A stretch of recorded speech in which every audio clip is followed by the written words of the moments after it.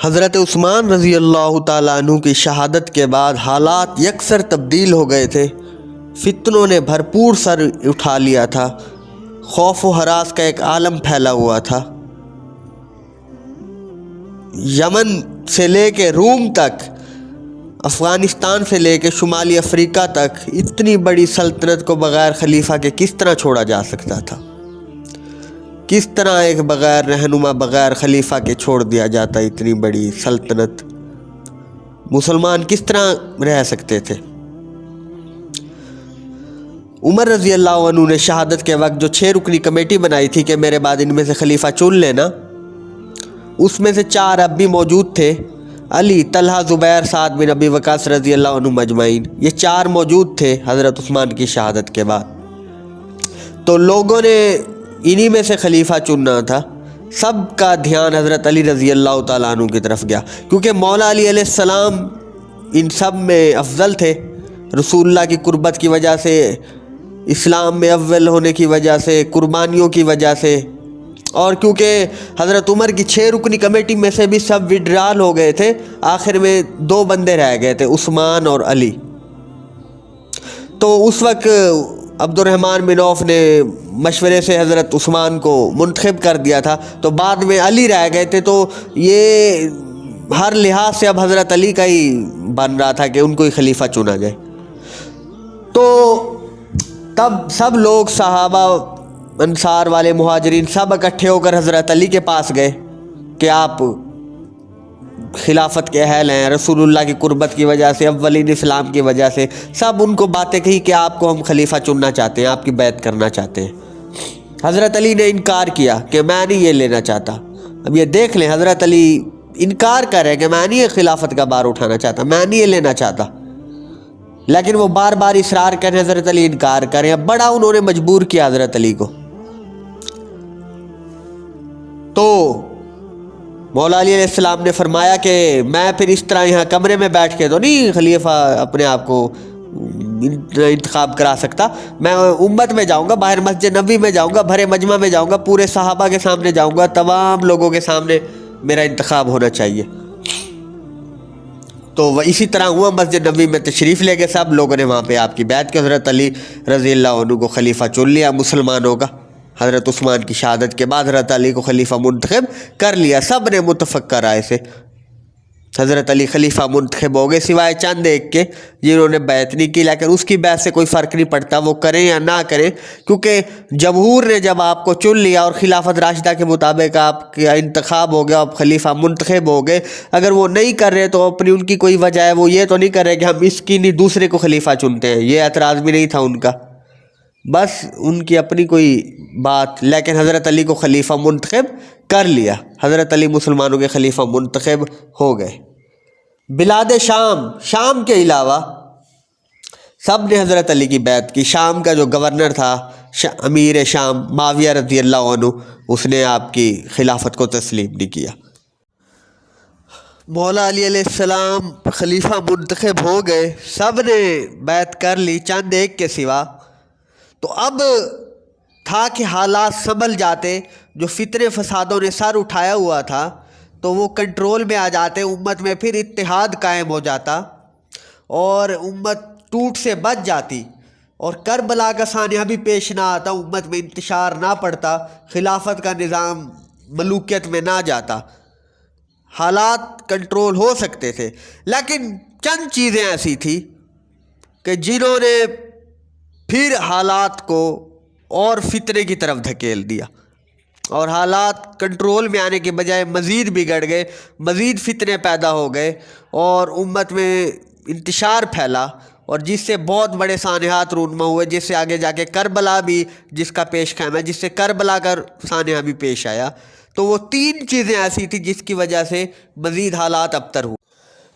اس میں جو پہلی چیز ہے وہ یہ کہ حضرت علی کو جن لوگوں نے خلیفہ بنایا، ان میں صحابہ اور باقی امت کے ساتھ وہ لوگ بھی شریک ہو گئے تھے جو حضرت عثمان کے خلاف سازش میں، بغاوت میں، شورش برپا کرنے میں، ان کے قتل میں ملوث تھے، وہ بھی حضرت علی کی انہوں نے بیعت کر لی، انہوں نے بھی حضرت علی کو خلیفہ چنا، दूसरे मुसलमानों के साथ, क्योंकि थे तो वो भी मुसलमान, बागी तो थे, हज़रत उस्मान के कातिल तो थे, लेकिन उन्होंने भी हज़रत अली को खलीफा चुना और उन्होंने भी बैत की और ये लोग शामिल हो गए। तो बाद में फिर यही बात चल के खुल के सामने आई कि हज़रत उस्मान के कातिलीन हज़रत अली के साथ हैं। हालांकि बात इस तरह नहीं थी। अब बैत तो उनसे लेनी थी हज़रत अली ने, मुसलमान तो थे और उस वक्त उनका कंट्रोल भी था कुछ मदीने पे और बगावत की हवा चली हुई थी। हालात को उस वक्त काबू में रखने के लिए, क्योंकि जितने संगीन हालात उस वक्त पैदा हो गए थे, उन लोगों ने हज़रत उस्मान को शहीद कर दिया था और हालात बड़े ख़राब थे, कोई खलीफा बनने के लिए तैयार नहीं था। जब सब हज़रत अली को खलीफा चुन रहे हैं तो वो भी बैत कर रहे हैं, वो भी चुन रहे हैं, और वो कोई अपना खलीफा तो नहीं ला रहे, कोई बागी हज़रत अली को लेकर आ रहे हैं। तो हज़रत अली पे तो सब मुत्तफिक थे उस वक्त, तो वो उन्होंने भी बैत की। तो इस वक्त उनकी बैत लेने से किस तरह इनकार किया जा सकता था, किस तरह उनको परे धकेला जा सकता था, जब हवाई इस तरह की चली हुई थी, कंट्रोल भी उनका था। बाद में हज़रत अली उनको कैफर किरदार तक पहुँचाना चाहते थे, हज़रत अली ने कह दिया था, बाद में ये बात खुल के सामने आई थी। लेकिन बदकिस्मती से दूसरे असहाब अगर आपके हाथ मजबूत करते तो बाद में उनको कैफर किरदार तक पहुँचाया जा सकता था। तो एक चीज़ तो ये कि वो भी शामिल हो गए, वो भी हज़रत अली को खलीफा चुनने में शामिल हो गए जो हज़रत उस्मान के कत्ल करने में मुलव्वस थे। दूसरी बात, दूसरी चीज़ जिससे मज़ीद इंतशार फैला, जिसने मज़ीद फितरों को हवा दी और उम्मत में मज़ीद टूट फूट का शिकार हुई, हालात संगीन हुए, बदतर हुए और करबला का तरफ रुख मुड़ता गया हालात का, वो बात ये है दूसरी कि दो फरीकैन, दो गिरोह हज़रत उस्मान के कत्ल का बदला लेने के लिए खड़े हो गए। दो गिरोह, हज़रत अली खलीफा मुंतखब किए जा चुके हैं, सब ने खलीफा मुंतखब कर लिया है, तो खलीफा की अदालत में मुकदमा रखने के बजाय वो खुद तलवार के ज़ोर पे खड़े हो गए कि हमने हज़रत उस्मान के कत्ल का बदला लेना है। दो गिरोह खड़े हो गए, एक तरफ हज़रत आयशा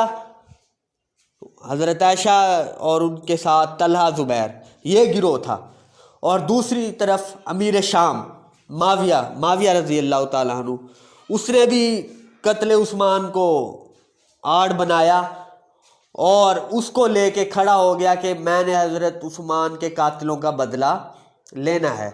ये खड़े हो गए और इन्होंने तस्लीम नहीं की हज़रत अली की खिलाफत को कि पहले उस्मान के कातिल मेरे हवाले कर दिए जाएं, मैं इनको कत्ल करूँगा, फिर आगे बात बनेगी। और हज़रत आयशा मक्का चली गई, तलहा और ज़ुबैर भी वहाँ चले गए और उन्होंने भी वहाँ जाके इस बारे में सलाह मशवरे किए कि हज़रत उस्मान के कत्ल का बदला लेना चाहिए। अम्मा आयशा को इस तरह की बातें करके उन्होंने भी इस पर राज़ी कर लिया और ख़ुद ब खुद हज़रत अली को छोड़ के खुद निकल पड़े, खुद खड़े हो गए, अपना लाओ लश्कर अलग से तैयार कर लिया और जाके कहा कि हम खुद जंग करते हैं। तो अब दुनिया, इस्लामी निज़ाम के दुनिया का कोई भी कानून उठा ले वो इसकी इजाज़त नहीं देता कि एक स्टेट है, एक मुतफ़िक़ा मुस्लिम रियासत है या कोई भी रियासत है, कंट्री है, वहाँ पे खलीफा है, खिलाफत का निज़ाम कायम है, सब कुछ है, कानून है, उसके आगे मुकदमा रखने की बजाय वो इसका इंतकाम लेगा, वो उनको कैफर किरदार तक पहुँचाएगा या जिसका जी में आएगा तलवार लेकर निकल पड़ेगा और कहेगा।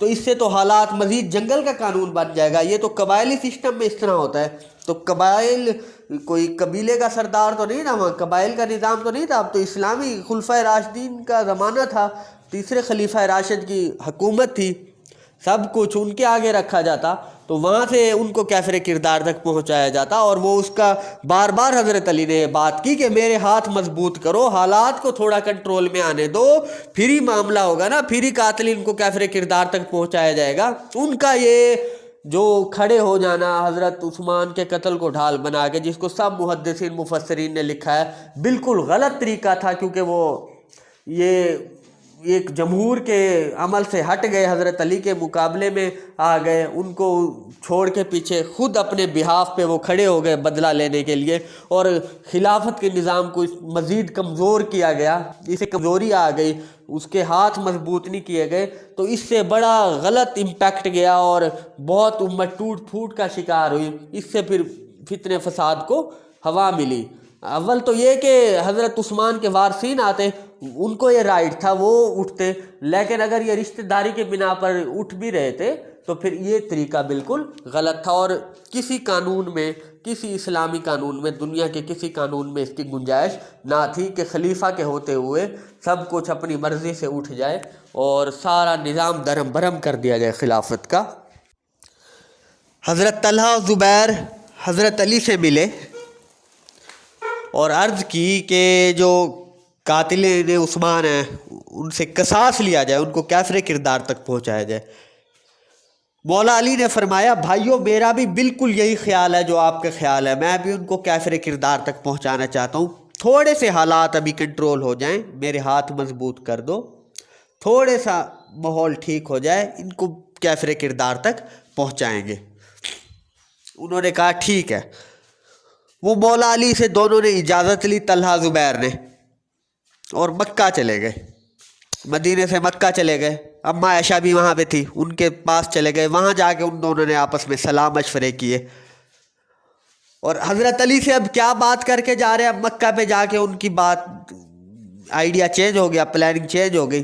صلاح مشورہ کر کے انہوں نے یہ طے پایا کہ بصرہ کا رخ کیا جائے، جہاں پہ وہاں حضرت طلحہ اور زبیر کے حامی بہت زیادہ موجود تھے، وہاں سے اپنی فوج تیار کی جائے بصرہ جا کے، اور خود دھاوا بول دیا جائے حضرت عثمان کے قتل کا بدلہ لینے کے لیے۔ تو اب یہ دیکھیں کس طرح کا غیر آئینی، غیر شرعی طرز عمل، جس کو سب محدثین مفسرین نے لکھا ہے۔ ان کا رتبہ مرتبہ اپنی جگہ، وہ شخص بہت غلیظ ہے جو اس بات کو لے کے ان پہ طعن و تشنیع کرے اور اپنی زبان کو درازی کرے، لیکن جو ایک غلطی ہے، ایک غلطی انسان کی ساری زندگی کی اچھائیوں کو خراب نہیں کر سکتی، کسی سے بھی ہو جاتی ہے، وہ انسان ہے، فرشتہ تو نہیں ہے۔ تو وہاں پہ جا کے انہوں میں یہ طے پایا کہ اپنی ایک الگ سے تیار کی جائے فوج اور قاتلین عثمان کا بدلہ لیا جائے۔ جب ام المومنین عائشہ رضی اللہ تعالیٰ عنہ اور طلحہ زبیر نے بصرے کا رخ کیا اور وہاں پہ اپنی جا کے فوج اکٹھی کی، تو حضرت علی کو بھی حالات کا پتہ تھا۔ حضرت علی بھی اپنی فوج کے ساتھ، اپنے صحابہ کے ساتھ، اور جو قاتلین عثمان تھے حضرت علی کے ساتھ لشکر میں شامل ہوئے پڑے تھے ابھی، کیونکہ حالات خراب تھے۔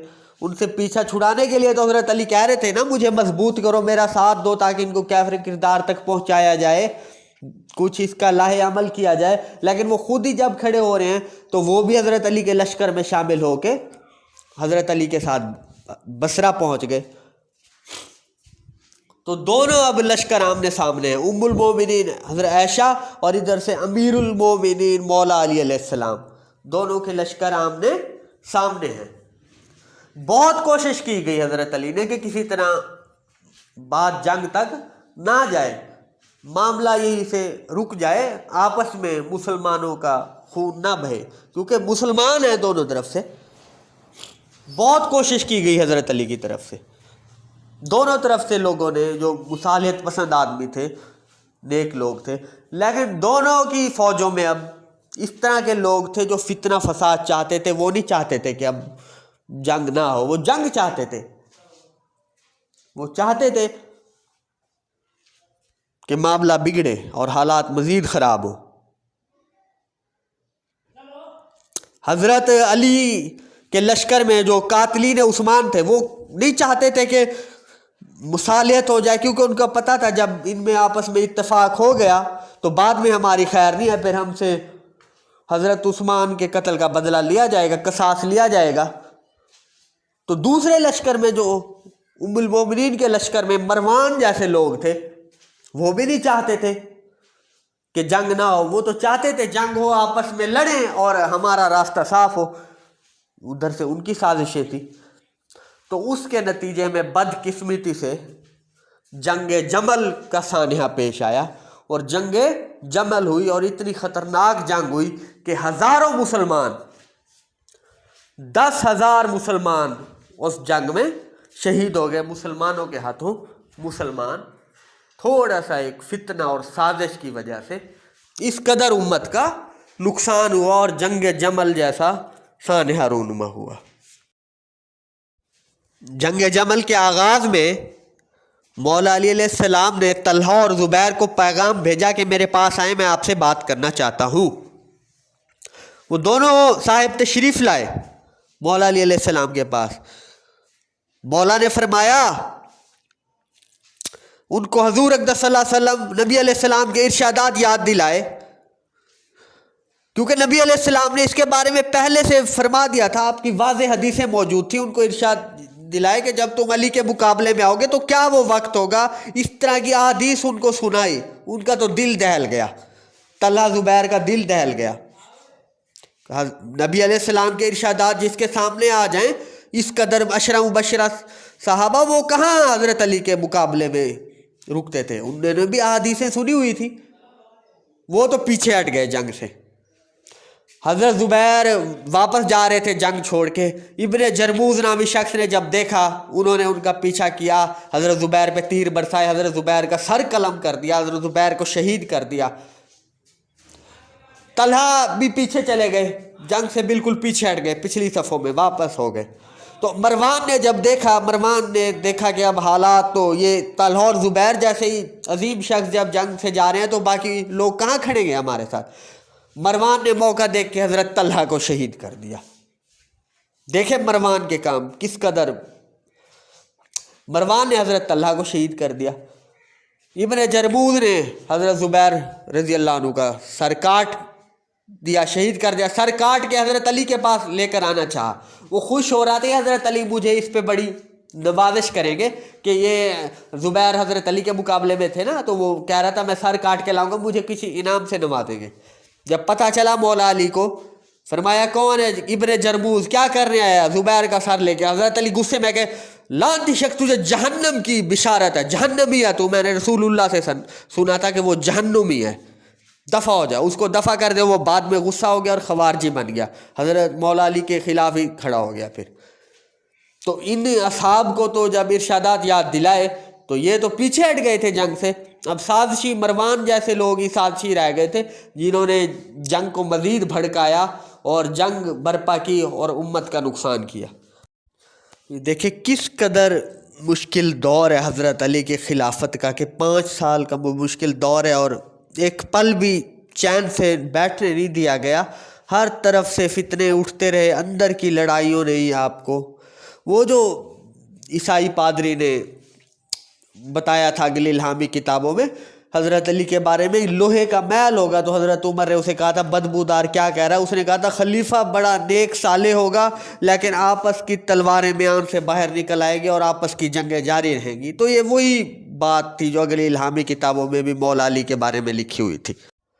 اب جو دوسرا فریق تھا امیر شام معاویہ رضی اللہ عنہ کا، حضرت علی نے اس کی طرف اپنے صحابی کو بھیجا کہ جائیں اور ان سے کہہ دیں کہ بیعت کر لیں، خلیفہ کی بیعت کر لیں، امت میں تفرقہ مت ڈالیں، گروہ مت بنائیں، الگ تقسیم مت کریں امت کو، بیعت میں آ جائیں۔ تو انہوں نے حضرت عثمان کا قمیض منگوا لیا تھا مدینے سے، اور حضرت عثمان کی جو اہلیہ تھی نائلہ، ان کی کٹی ہوئی انگلیاں منگوا لی تھی، شہادت عثمان کے وقت ان کی انگلیاں کٹ گئی تھی، انہوں نے آگے کیا تھا نا، تو وہ منگوا کے شام میں دمشق میں لٹکا دی تھی سب کے سامنے کہ ہر کوئی ان کو دیکھے اور لوگوں کے اندر اشتعال پیدا ہو کہ انہوں نے حضرت عثمان کے قتل کا بدلہ لینا ہے۔ یہ کس قدر ایک بات ہے، دیکھ لیں، مزید اشتعال دلایا جا رہا ہے خلافت راشدہ کے دور میں کہ سب لوگ خود اٹھ کھڑے ہوں، ان کے اندر ایک اشتعال پیدا ہو جائے اور وہ قصاص عثمان کے لیے اٹھ کھڑے ہوں خلیفہ کے خلاف۔ تو یہ دیکھیں انہوں نے لٹکا دیا سریعام۔ تو حضرت معاویہ رضی اللہ عنہ کے بعد مولا علی نے بھیجا صحابی کو کہ جائیں اور ان سے کہیں کہ بیعت کریں، لیکن انہوں نے ان کو ایسے ٹال کے رکھا، کچھ نہ صحیح طرح سے اس کو جواب دے رہے، نہ صحیح طرح ہاں کر رہے، نہ کر رہے، ایسے ٹائم گزارتے گئے۔ تو بعد میں انہوں نے ہاں یا نہ ان سے کہیں بتائیں، تو انہوں نے کہا جو عثمان کے قاتل ہیں ان کو ہمارے حوالے کر دیا جائے، ہم ان کو خود قتل کریں گے۔ اب یہ دیکھیں یہ خلافت کے نظام میں کس طرح کی بات ہے، آئینی قانونی بات ہے، کس طرح کی بات ہے کہ کس کو ان کے حوالے کر دیا جائے۔ کوئی بیٹھ کے بات ہو آپس میں، اس طرح کی فتنے پھیلے ہوئے ہیں، لڑائیاں چل رہی ہیں، شورش برپا ہے، اور ان کو کس طرح مزید حالات کو کدھر لے کے جانا چاہ رہے ہیں۔ تو انہوں نے کہا نہیں، پھر ہم سے جنگ کے لیے تیار ہو جائے۔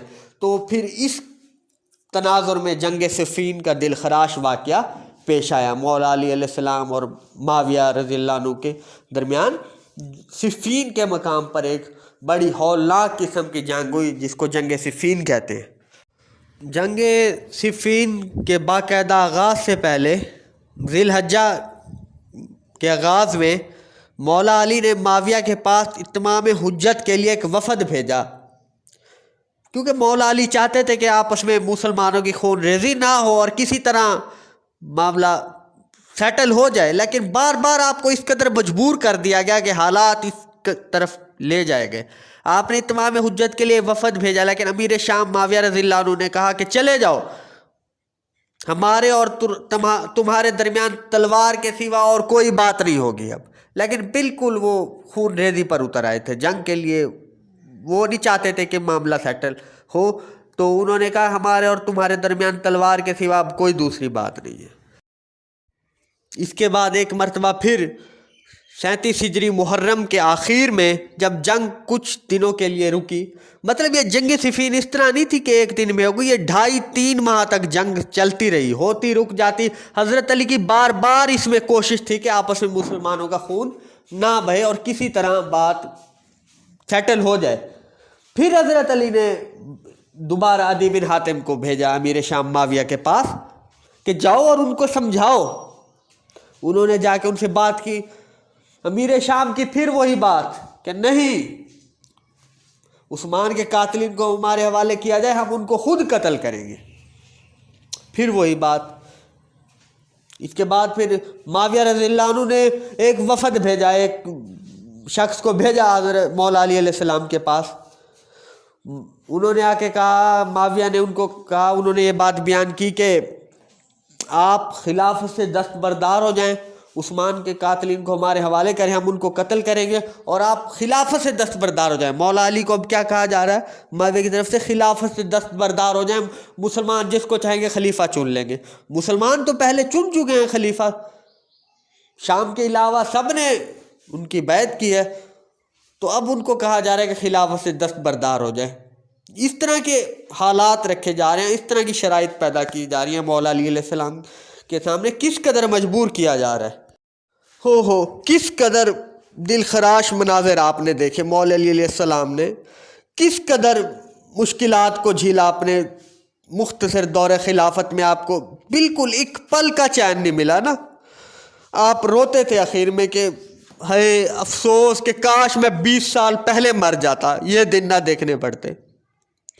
کیوں؟ ایک 8 سال کا بچہ جس نے زیرو سے اسلام کو بالکل شروع سے دیکھا ہو، اوپر جاتے جاتے ایک پیک لیول تک، ایکسٹریم لیول تک جاتے دیکھا ہو، اور کافروں، عیسائیوں، مشرکوں، یہودیوں، ہر کسی کے خلاف جنگ میں صف اول پہ لڑا ہو، مسلمانوں کا کمانڈر اینڈ چیف رہا ہو، اور آخر میں اس کو اس قدر بڑھاپے میں آگے یہ دن دیکھنے پڑ رہے ہیں کہ آپس میں مسلمانوں اس کے خلاف اٹھ کھڑے ہوں، اور اتنا جنگ چلتی رہے، 2 2.5 3 مہینے، اور اتنی جنگوں کا سامنا ہو آپس میں ہی۔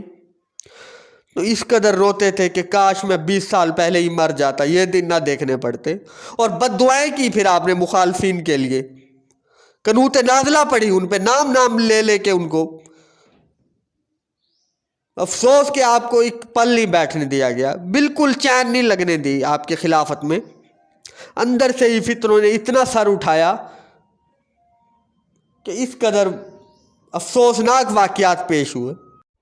بالآخر ساری کوششوں کے باوجود جب مولا علی علیہ السلام نے وفد کو بھیجتے رہے، کوئی بات نہ ہوئی، اور بات جنگ تک جا کے ہی رہی۔ ذی الحجہ گزر گیا، محرم گزر گیا، جنگ ہوتی رک جاتی، اور سفر کے شروع میں، اب پھر 3 مہینے میں سفر کے شروع میں فیصلہ کن جنگ ہوئی۔ صفین کی فیصلہ کن مارکا پیش آیا جنگ کا۔ جنگ کے شروع میں مولا علی علیہ السلام نے اپنی فوج میں اعلان کر دیا کہ کسی بھاگنے والے کو قتل نہ کیا جائے، جو جنگ سے بھاگ رہا ہو، کسی کا مال نہ لوٹا جائے، کسی کو برہنہ نہ کیا جائے، کسی کے گھر میں نہ گھسا جائے، عورتوں پہ دست اندازی نہ کی جائے۔ اگر عورتیں تمہیں گالیاں دے، برا بھلا کہے تو تم نے اپنی زبان کو بند رکھنا ہے، ان کو کچھ نہیں کہنا، اور کسی کی لاش کا مسئلہ نہیں کرنا، کسی کے عضو نہیں کاٹنے۔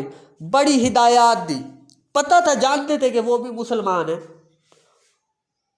تو آخر محرم میں بڑی فیصلہ کن جنگ ہوئی۔ محرم میں 37 ہجری سفر میں ذی الحجہ گزر گیا، محرم گزر گیا، سفر کے شروع میں 37 ہجری میں بڑا فیصلہ کن مارکہ پیش آیا، صفین کا۔ اس مارکے میں، اس جنگ میں ایک ایسا واقعہ کھل کے پیش آیا جس نے حق کو باطل کو واضح کر کے رکھ دیا، اور پوری امت کا قیامت تک کے لیے مسئلہ حل ہو گیا۔ ایک ایسا واقعہ اس جنگ میں پیش آیا۔ رسول اللہ صلی اللہ علیہ وسلم کی حدیث ہر صحابی نے سن رکھی تھی، حدیث متواتر ہے، صحیح ترین احادیث میں سے حدیث ہے، حدیث کی ہر کتاب میں حدیث ہے، بخاری سے لے کے ابو داؤد، ترمذی، نسائی، ہر کتاب میں تقریباً، مستدرک حاکم، ہر کتاب میں یہ حدیث ہے۔ اکثر صحابہ کرام سے یہ حدیث روایت ہے، عمر بن عاص سے بھی یہ حدیث روایت ہے، ہر صحابی نے یہ حدیث، عبداللہ بن عمر بن عاص نے بھی یہ روایت کی ہے، ہر صحابی سے یہ حدیث روایت ہے۔ عمار بن یاسر رضی اللہ عنہ کے بارے میں نبی علیہ السلام کا ارشاد کہ عمار، تجھے ایک باغی جماعت قتل کرے گی، تو ان کو اللہ کی طرف بلائے گا، وہ تجھے جہنم کی طرف بلائیں گے۔ یہ حدیث عمار مولا علی کی طرف سے لڑ رہے تھے صفین میں، تو عمار شہید ہو گئے، عمار کو قتل کر دیا گیا معاویہ کی طرف سے، ابو الغادیہ معاویہ کی طرف سے جو لڑ رہا تھا، معاویہ کی فوج میں تھا، اس نے عمار کو قتل کر دیا۔ عمار جب شہید ہوئے، سب کے سامنے بات کھل کر سامنے آ گئی، معاویہ کی فوج سے کافی لوگ پیچھے ہٹ گئے، سب میں بات پھیل گئی کہ ہم تو باغی ہیں۔ سب کو نبی علیہ السلام کی حدیث یاد تھی، ہر صحابی نے روایت کی ہوئی تھی، پتہ چل گیا کہ مولا علی حق پر ہیں، اور یہ امیر شام والا لشکر اور جو ان کے ساتھ ہے یہ باغی ہیں، کیونکہ حدیث سب کو کھل کے سامنے آ گئی۔ عمر بن عاص جو معاویہ رضی اللہ عنہ کے خاص تھے، ان کے ساتھ تھے جنگ میں، اور ان کے مشیر خاص تھے، انہوں نے جا کے حدیث سنائی، معاویہ سے کہا کہ یہ حدیث ہے، اور ہماری فوج میں بھی اب تو رکھنا آ گیا، اور یہ تو ہمارے بارے میں آ گئی ہے کہ باغی والی حدیث۔ تو معاویہ نے آگے سے کیا کہا، معاویہ رضی اللہ عنہ نے، انہوں نے کہا نہیں، عمار کو ہم نے قتل نہیں کیا، عمار کو تو علی نے قتل کیا ہے، وہ ہمارے آگے لے کر آیا، اس کو تو ہم نے اس کو قتل کیا ہے۔ تو پھر آگے سے کہا کہنے والے نے، ملا علی قاری نے بھی لکھا ہے، سب نے لکھا ہے کہ پھر اس طرح تو حمزہ کو، امیر حمزہ کو نبی علیہ السلام نے قتل کیا، وہی لے کر گئے ان کو بدر میں کافروں کے سامنے، مشرکوں کے سامنے، تو مشرکوں نے تو نہیں قتل کیا۔ تو فرمایا بڑی دور کی تعویل کی معاویہ رضی اللہ عنہ نے، تو یہاں سے حق و باطل کھل کے سامنے آ گیا۔ تب سے ابن حجر نے لکھا کہ اس سے پہلے لوگ اگر تذبذب کا شکار تھے، اس حدیث سے سب کھل کے سامنے آ گیا، اور یہ ساری امت پہ واضح ہو گیا کہ مولا علی علیہ السلام حق پر تھے، اور حق مولا علی علیہ السلام کے ساتھ تھا۔ سب نے یہ لکھا، ہر محدثین نے۔ حضرت عمار کی شہادت کے بعد سخت مارکے میں حضرت معاویہ کی فوج جو ہے شکست کے قریب پہنچ گئی، اس کو تقریباً شکست ہو گئی۔ تو اب انہوں نے سوچا کیا کیا جائے۔ عمر بن عاص رضی اللہ عنہ نے معاویہ رضی اللہ عنہ سے کہا کہ قرآن کو نیزوں پر اٹھا لیا جائے، اور قرآن ان کے آگے کر دیا جائے، اور ہم کہتے ہیں ان کو یہ ہمارے اور تمہارے درمیان حکم ہے، اس پر ہم فیصلہ کرواتے ہیں، قرآن پر۔ عمر بن عاص نے معاویہ سے کہا اگر وہ مان گئے، قرآن ہم جب ان کے آگے لے کر جائیں گے، مولا علی کی فوج سے کچھ لوگ کہیں گے ٹھیک ہے قرآن کے مطابق، کچھ کہیں گے نہیں جنگ جاری رکھیں، تو ان میں پھوٹ پڑ جائے گی، جس سے ہمیں موقع مل جائے گا، جس سے ہمیں ٹائم مل جائے گا کہ ہمیں جو شکست ہو رہی ہے ہم اس سے تھوڑا بچ جائیں گے۔ قرآن کو ڈھال بناتے ہیں، محض یہ ایک جنگی چال تھی ان کی طرف سے کہ قرآن کو آگے نیزوں پہ اٹھا لینا۔ انہوں نے ایسا ہی کیا، قرآن کو نیزوں پہ اٹھا لیا، آگے کر دیا۔ تو اسی طرح ہی ہوا جس طرح انہوں نے سوچا تھا۔ کچھ لوگوں نے کہا اس حکم اس کے مطابق کرتے ہیں بات اور جنگ روکنی ہے، کچھ نے کہا نہیں لڑنا، تو پھوٹ پڑنے لگی تو جنگ رک گئی اور واقعہ تحکیم ہوا۔ تحکیم میں یہ ہوا کہ ایک بندہ ادھر سے مولا علی کی طرف سے، ایک امیر معاویہ کی طرف سے، اور دونوں آپس میں بیٹھ کے اس میں تحکیم کر لیں اور جنگ رک جائے۔ تو یہ بات پیش آئی۔ تو پھر تحکیم کے معاملے میں بھی اسی طرح ہوا۔ مولا علی چاہتے تھے کہ عبداللہ بن عباس کو اپنی طرف سے حکم مقرر کریں، امیر معاویہ رضی اللہ عنہ نے اپنی طرف سے عمرو بن عاص کو مقرر کر دیا، لیکن مولا علی نے جب عبداللہ بن عباس کو مقرر کرنا چاہا تو پھر لوگوں نے شور مچا دیا کہ یہ تو آپ کا رشتہ دار ہے۔ تو نہ چاہتے ہوئے ابو موسیٰ عاشری کو مولا علی کی طرف سے مقرر کیا گیا، جس پہ مولا علی علیہ السلام مطمئن نہ تھے۔ تو دونوں دومت الجندل ایک جگہ میں اکٹھے ہوئے، دونوں جن کو حکم مقرر کیا گیا ابو موسیٰ اور عمرو بن عاص رضی اللہ تعالیٰ عنہ اجمعین ایک جگہ پہ اکٹھے ہوئے۔ تو دونوں میں مختصراً یہ طے پایا کہ دونوں نے چاہا، آپس میں جو دونوں کا اندر مشورہ ہوا کہ ہم مولا علی اور امیر معاویہ دونوں کو معزول کر دیتے ہیں اور دونوں کو ہٹا کے مسلمانوں پہ چھوڑ دیتے ہیں، جس کو چاہیں اپنا خلیفہ چن لیں۔ حالانکہ بات تو ٹھیک نہیں تھی، کیونکہ خلیفہ تو مولا علی کو لوگ چن چکے تھے، لیکن ان کا آپس میں جو حکم تھے ان کا یہ فیصلہ ہوا دونوں کا کہ دونوں کو ہٹا دیا جائے۔ تو اس بات پہ راضی ہو گئے۔ باہر جا پائے دونوں اعلان کرنے کے لیے مجمع میں۔ تو عبداللہ بن عباس نے کہا ابو موسیٰ عاشری کو کہ تم اعلان کرنے میں پہل مت کرنا، مجھے اندیشہ ہے عمرو بن عاص سے تم دھوکہ کھا جاؤ گے، کیونکہ عمرو بن عاص شروع سے ہی نا بڑے مدبر اور بڑے چالاک مانے جاتے تھے، بڑے تیز نا، تو ہر چیز میں تیزی دکھاتے تھے۔ تو انہوں نے کہا ان سے آپ دھوکہ کھا جاؤ گے۔ ابو موسیٰ عاشری بڑے سیدھا سادہ سے مسلمان تھے، بڑے زہد والے۔ انہوں نے کہا نہیں، ہم میں ہو گیا ہے، میرے بھائی سے ہماری جو بات ہو گیا ہم اس پہ قائم ہیں، تو میں پہلے اعلان کرتا ہوں۔ وہ اعلان کرنے کے لیے کھڑے ہو گئے۔ انہوں نے کہا میرے اور عمر کے درمیان یہ بات طے پائی ہے کہ ہم علی کو بھی اور معاویہ دونوں کو معزول کرتے ہیں اور مسلمانوں پہ چھوڑتے ہیں، اپنے خلیفہ کو چنیں جس کو چننا ہے۔ تو میں علی اور معاویہ دونوں کو معزول کرتا ہوں، ابو موسیٰ نے کہا۔ وہ بیٹھ گئے یہ بات کر کے۔ پھر عمرو بن عاص کھڑے ہو گئے۔ اب انہوں نے اعلان کیا، انہوں نے کہا میرے بھائی نے جس طرح بات کی ہے وہ ٹھیک ہے، میں علی کو معزول کرتا ہوں لیکن معاویہ کو برقرار رکھتا ہوں، اس کو معزول نہیں کرتا۔ تو ابو موسیٰ نے کہا خدا تمہیں توفیق نہ دے، تم نے دھوکہ دیا ہے مجھے، ان کو برا بھلا کہا۔ تو لوگوں نے پھر ابو موسیٰ عاشری کو کہا، سعد بن ابی وقاص نے کہا ابو موسیٰ عاشری تم تو بڑے ہی کچے بندے نکلے، تمہیں تو کوئی سمجھ بھی نہیں ہے۔ عبد الرحمن بن ابی بکر نے کہا ابو موسیٰ عاشری سے خدا کرے اس سے پہلے تم مر ہی جاتے تو اچھا تھا تمہارے لیے، مطلب اس طرح تم نے یہ۔ تو اب دیکھیں دونوں حکم نے، یہ آخری سٹیپ تھا، اگر اس میں کوئی اچھا وہ ہو جاتا تو بچ جاتا، آگے مزید فتنہ نہ اٹھاتا، مزید امت میں مزید ٹوٹ پھوٹ نہ پڑتی۔ تو ہر سٹیپ نا دور لیتا گیا، خلافت سے مسلمانوں کو ہٹاتا گیا اور ملوکیت کی طرف سفر ہوتا گیا اور امت انتشار کی طرف، کربلا کی طرف جاتی گئی۔ ایک سے بڑھ کے ایک مرحلہ، کسی چیز نے بھی کسر باقی نہ رکھی کہ وہ امت کو اس طرح تقسیم کرتا اور ٹوٹ پیدا ہوتی۔ ایک سے بڑھ کے ایک مرحلہ پیدا ہوتا گیا اور خلافت کے نظام کو پرے دھکیلنے میں کوئی کسر نہ چھوڑی گئی۔ تو اس طرح کے حالات و واقعات پیدا ہوتے گئے۔ تو بہرحال یہ دو کام ایسے تھے جو حضرت عمرو بن عاص سے ہوئے۔ ایک تو انہوں نے قرآن کو نیزوں پر اٹھوایا اور اس کو جنگی چال کے لیے ایک ڈھال بنایا، اور دوسرا اب تحکیم کے معاملے میں اندر جو مشورہ کر کے آئے تھے اس کے الٹ انہوں نے بات متضاد آ کے باہر بیان کی۔ تو یہ دو کام ایسے حضرت عمرو بن عاص رضی اللہ تعالیٰ عنہ سے ہوئے जिनको कोई ठीक नहीं कह सकता और कहना भी नहीं चाहिए, क्योंकि गलती गलती होती है, चाहे किसी अदना से मुसलमान से हो या सहाबी से। और सहाबी की गलती तो और ज़्यादा हाईलाइट होगी, क्योंकि उसका जितना बड़ा, जिस बंदे का जितना बड़ा रुतबा अजीम बुलंद होता है, तो उसकी गलती भी, उसकी छोटी से छोटी गलती भी उतनी बड़ी गिनी जाएगी, क्योंकि उसके शायान शान नहीं होती। तो ये सहाबी से गलती होना, इसमें कोई मासूम तो नहीं है, इंसान है, कोई बेगुनाह बेखता तो नहीं है ना, गलती तो हो जाती है उससे।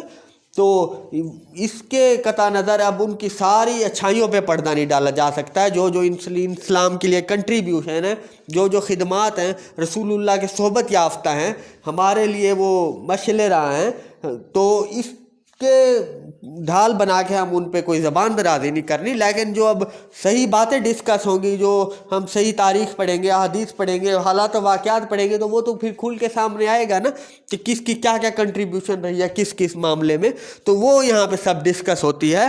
तो बाकी हमारे लिए काबिल एहतराम है रज़ी अल्लाह ताला अन्हुम व अजमाइन। तो बाद में उनको भी अपनी गलती का एहसास हो गया था। आखिर वक्त में जब इनकी मौत का वक्त करीब आया अमर बिन आस की, तो बड़ा रोते थे। अमर बिन आस रज़ी अल्लाह ताला अन्हु बड़ा रोते थे। ये सही हदीस भी है। उनके बेटे फरमाते हैं कि जब उनकी मौत का वक्त करीब आया तो रोते थे, फरमाते थे मफहूम के एक वक्त वो था जब मैं गैर मुस्लिम था, फिर अल्लाह ने हिदायत दे, रसूलुल्लाह के सोबत याफ्ता हुए, मैंने इस्लाम के लिए ये किया, ये कंट्रीब्यूशन की, ये खिदमात की। अगर उस वक्त में महाराज मुझे मौत आ जाती तो मुझे यकीन था अल्लाह के हजूर। लेकिन फिर एक वक्त वो आया, मतलब फिर वो आखिरी वक्त को याद करते हैं कि किस तरह जंगो जदल का ज़माना गुजरा और क्या क्या मैंने उसमें किया। तो वो रोते थे अपने आखिरी वक्त को याद करते करते। तो अल्लाह ताला ने उनको तौफीक दी, वो रोते थे और उन्होंने अपने इस अमल से रुजू कर लिया, उन्होंने तौबा इस्तिग़फ़ार किया। तो कोई इस तरह का इशू नहीं है। बाकी गलतियाँ हो जाती हैं, तो इस गलती को आड़ बना के किसी पे सबो शितम करना इंतहाई गलत मकरूह फ़ेल है। ये इसको कोई मुसलमान भी इसको ठीक नहीं समझ सकता। बहरहाल तहकीम के बाद इस तरह सिफ़ीन की जंग रुक गई और जंग रुक गई। बस फिर एक जंग चल रही थी तो उसका कोई ना कोई नतीजा निकलता, वो सेपरेट था। जब फिर ये वाक़या तहकीम हुआ, फिर लोग कश्मकश में मुब्तला हो गए, जंग रुक गई और फ़ौजों में भी कोई कमज़ोरी पैदा हो गई। लड़ लड़ के, मतलब पहले जमल हो रही है, सिफ़ीन हो रही है, आपस की अंदरूनी लड़ाइयाँ, कुछ समझ नहीं आ रहा कि इतने हालात अबतर होते जा रहे थे।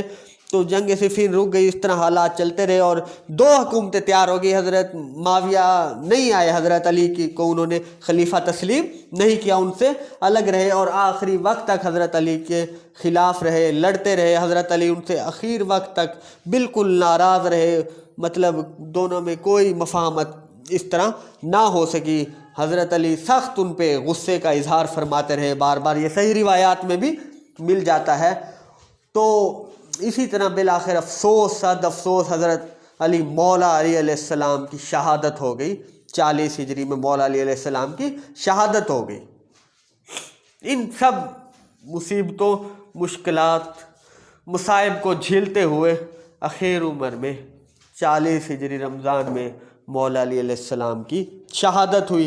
इसके बाद फिर हज़रत अली के बाद इमाम हसन अलैहिस्सलाम ने 41 हिजरी में मुसालहत कर ली, अमीर शाम माविया रज़ी अल्लाह अन्हु से मुसालहत कर ली, जिसको आमुल जमात भी कहते हैं। इनकी मुसालहत होगी और फिर मैदान अमीर शाम माविया रज़ी अल्लाह अन्हु के लिए बिल्कुल खाली हो गया। मतलब वो हाकिम बन गए, फिर पूरे 20 साल तक हाकिम बन के बैठे रहे, बादशाह बन गए। वो खुद कहते हैं कि मैं बादशाह हूँ, और जब मिलने जाते थे उनसे साहबा तो बादशाह कह के पुकारते थे। और फिर मतलब हालात आगे इस तरह के हुए तो बाद में फिर लोगों को एहसास हुआ, जो जिन्होंने मौला अली अलैहिस्सलाम का साथ नहीं दिया। अब्दुल्ला बिन उमर बाद में कहते थे अफसोस काश मैं मौला अली अलैहिस्सलाम का साथ दे देता। अब्दुल्ला बिन अमर बिन आस के बेटे बाद में अफसोस करते थे कि मैं क्यों माविया के साथ था, मैंने मौला अली का साथ देना था। बाद में इस तरह के हालात फिर लोगों के सामने खुल के सामने आ गए, बात ढकी छुपी तो नहीं रहती ना। फिर हालात सब के सामने खुल के आ गए। जो मौला अली का साथ नहीं दे रहे थे बाद में उनको अपनी गलती का एहसास हुआ, جا کے نا بہت دیر ہو چکی تھی، معاملہ ہاتھ سے نکل چکا تھا. اب اس کے بعد کوئی ایسی چیز نہیں رہی تھی جو کربلا کو ہونے سے روک سکتی تھی اور جو خلافت کو ختم ہونے سے روک سکتی تھی. خلافت اب ختم ہو چکی تھی، اب ملوکیت کی طرف سب کچھ آ گیا تھا. وہ نبی علیہ السلام کی جو حدیث تھی کہ میرے بعد خلافت 30 سال تک رہے گی، وہ صلح حسن پر آ کر 30 سال پورے ہو گئے تھے. حضرت حسن کے بعد خلافت کا نظام بالکل ختم ہو گیا تھا، ملوکیت شروع ہو گئی تھی، بادشاہت شروع ہو گئی تھی، اور حالات مزید اب بدتر سے بدتر کی طرف جانا شروع ہو گئے تھے.